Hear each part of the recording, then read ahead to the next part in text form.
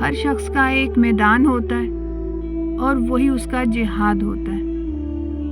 یہ دین کبھی خالد بن ولید کی تلوار کا محتاج ہوا جب مارکا سخت ہوا، اور کبھی حسان بن ثابت کی شاعری کا جب فکری مارکا شدت اختیار کر گیا۔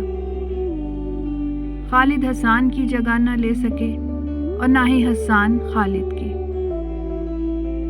اللہ تعالیٰ نے ہم سب کو ایک ایک مورچے پر کھڑا کیا ہے، اور ہر ایک کا ایک مخصوص مقام ہے جس کا اسے دفاع کرنا ہے۔ نہ اسے اپنے مورچے کو کمتر سمجھنا چاہیے اور نہ یہ گمان کرنا چاہیے کہ اس کا مورچہ سب سے اعلیٰ ہے۔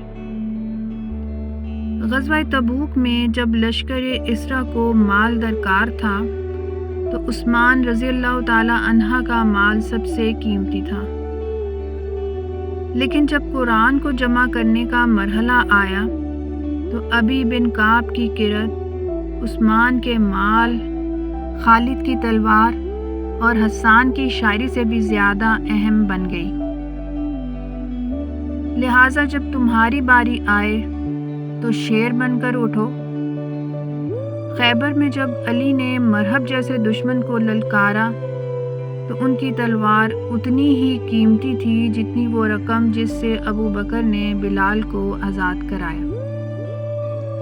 یہ دونوں مختلف کام تھے پر دونوں ہی عظیم۔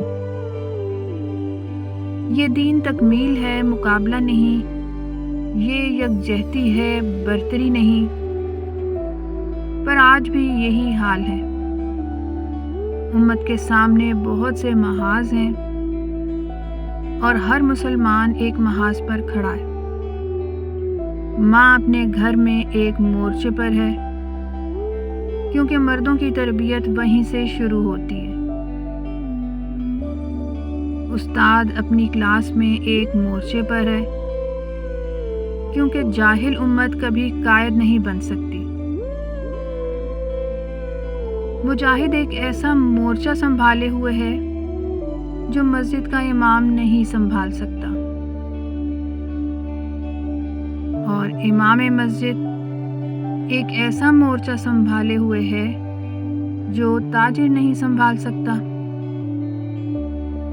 اور پھر بالکل اسی طرح وہ تاجر جس کی سخاوت، صدقہ و خیرات اور حاجت مندوں کی مدد اسی قدر اہم ہے جیسے کسی مجاہد کی قربانی یا امام کی ہدایت۔ دیکھو، اللہ نے تمہیں جہاں کھڑا کیا ہے وہی تمہارا مورچہ ہے، اسے مضبوطی سے تھامو، وہیں جہاد کرو اور اپنا کردار ادا کرو۔ جب ہر شخص اپنا کام کرے گا تب یہ امت اپنا کھویا ہوا مقام واپس پائے گی۔ لہٰذا ابتدا اپنے آپ سے کرو، دوسروں کا انتظار نہ کرو۔